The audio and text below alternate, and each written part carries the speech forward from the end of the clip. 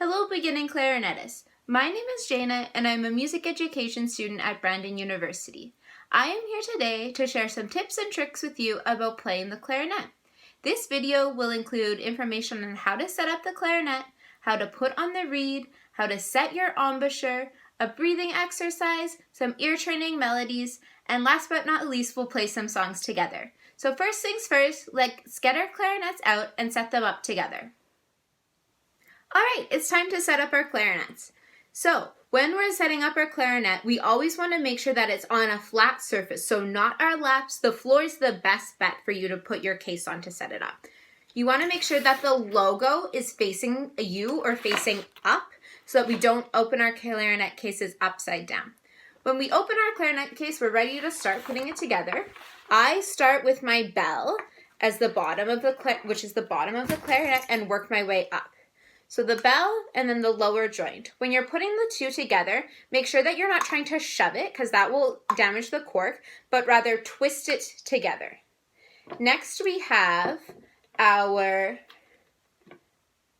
upper joint. The upper joint is the trickiest one to put together because of this bridge key here. We want to make sure that we don't bend the bridge key, so we need to squeeze gently on these first three keys to lift the bridge key. So when your bridge key is lifted, you can then again twist, don't push, the two pieces together. Next is our barrel. It's the easy one to put on. It only goes on one way. So if you're having trouble getting it on and think that it doesn't fit, try flipping it the other way so the thick end is on the bottom and twist it on. Mouthpiece is next. We all know what to do here. Same idea as the barrel. Twist it on.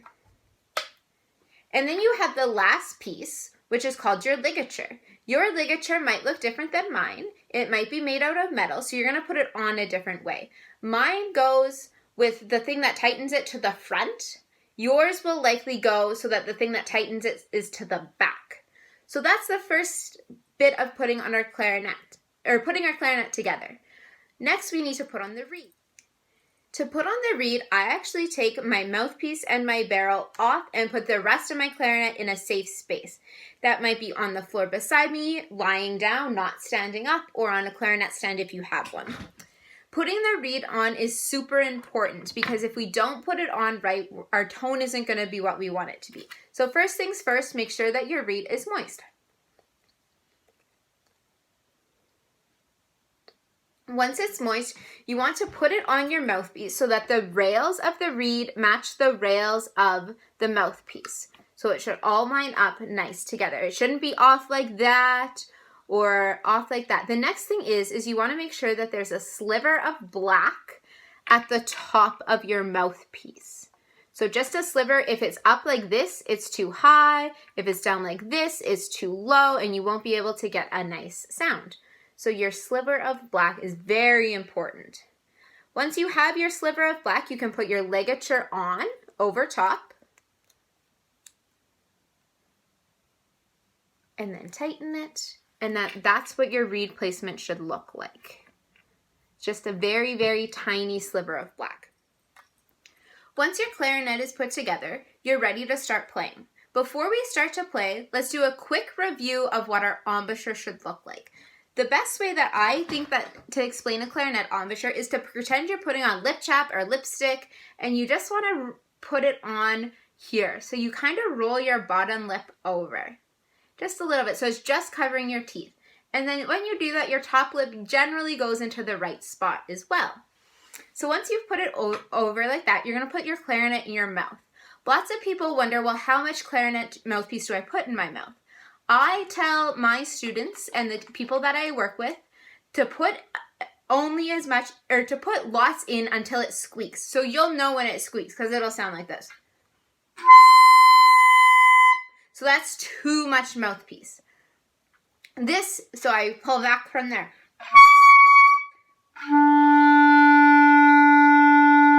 So that's about the right amount. Another way that you can tell is if you look at your mouthpiece and your reed, you'll see the spot that the mouthpiece and the reed don't line up together so that there's an opening. You can also put your lip just under that opening. That's also a good spot to put it.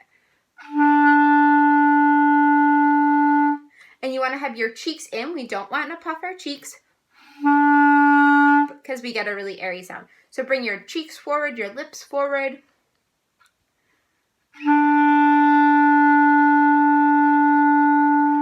And that's how we set our clarinet embouchure.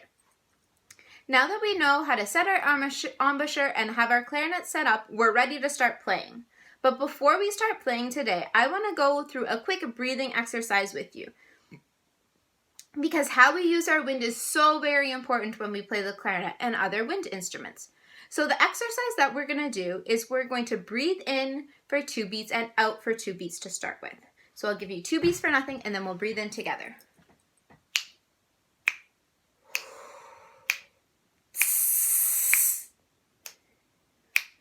Good job.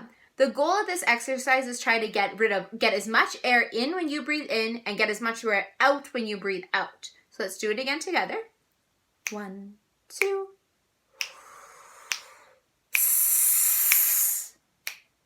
Again. 1, 2. Did you get all your air out? Did you run out of air? So then you can change up this exercise to do whatever combinations you want. So you can breathe in for however long you want and breathe out for however long you want. Let's do breathe in for 2 beats and out for 4 beats. Ready? 1, 2.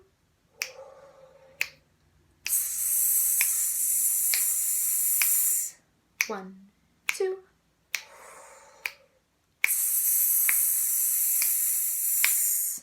Great job. So with that, one way that you can change up this activity to make it exciting and fun is take either playing cards or 2 dice and roll the dice or flip the playing cards and you'll get different combinations each time. So you might get a combination that's a breathe in for 1 and out for 6. Let's try that together. Ready? 1, 2, breathe.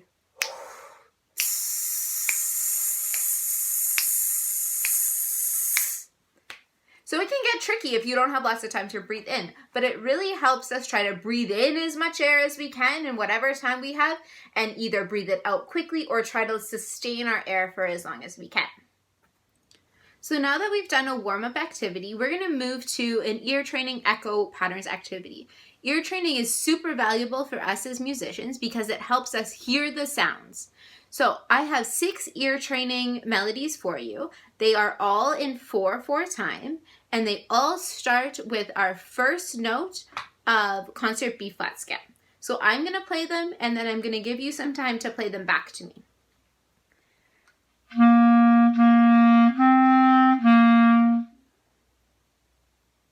That pattern went 1, 1, 2, 1. Pattern number 2.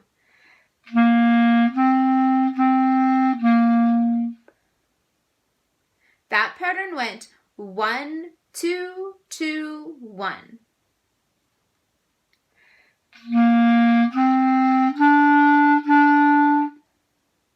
That pattern went 1, 2, 3, 3. Pattern number 4.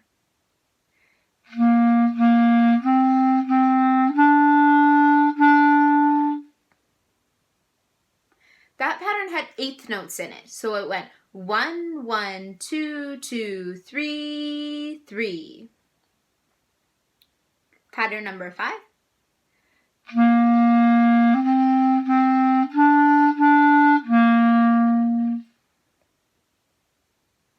That pattern had 8th notes in it and a leap going down, so it went 1, 2, 2, 3, 3, 1.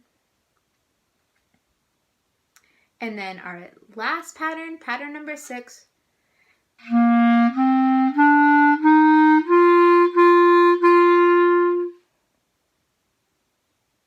That pattern used all of the notes of the concert B flat, or the first 5 notes of the concert B flat scale with 8th notes. So it went 1, 2, 3, 4, 5, 5, 5. If you want more ear training patterns, I'll put a link down below this video with some more patterns that work on the first 5 notes of concert B flat scale. Now that we've warmed up and have done our ear training, it's time to play some songs together. We're going to start with 2 that you likely know, Mary Had a Little Lamb and Twinkle Twinkle Little Star. Mary Had a Little Lamb has 3 notes in it.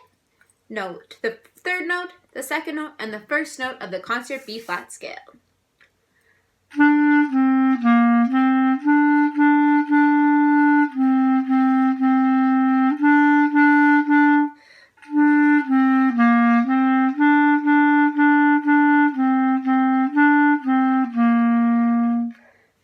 Next is Twinkle Twinkle Had a Little Star, and that has the first 5 notes and the 6th note, which is our A key right here. No thumb, just the A key.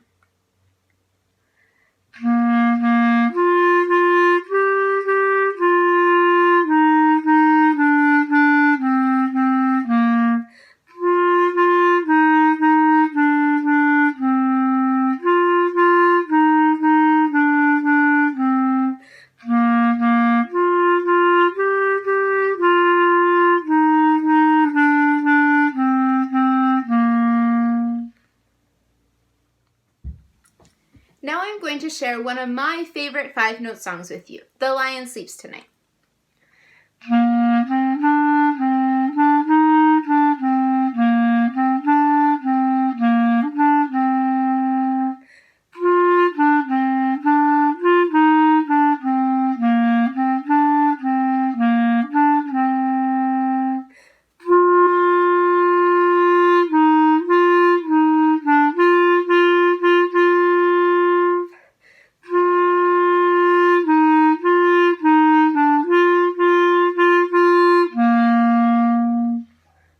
In a link below is the music for The Lion Sleeps Tonight, so you can learn it and play along with me. The next song that I'm going to share with you is one that we can play as a round. If you've watched Young Sheldon or The Big Bang Theory, chances are you know this one. It's Sock Kitty.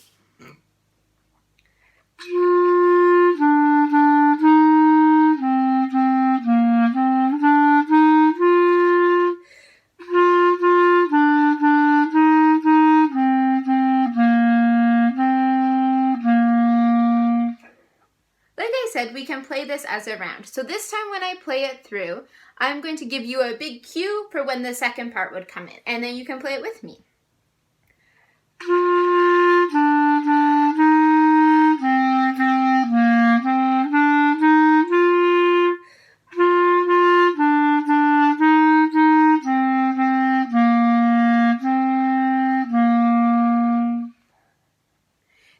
Joining me for today's video lesson. I hope you learned something new or gained some new practice strategies from it. Have a great day!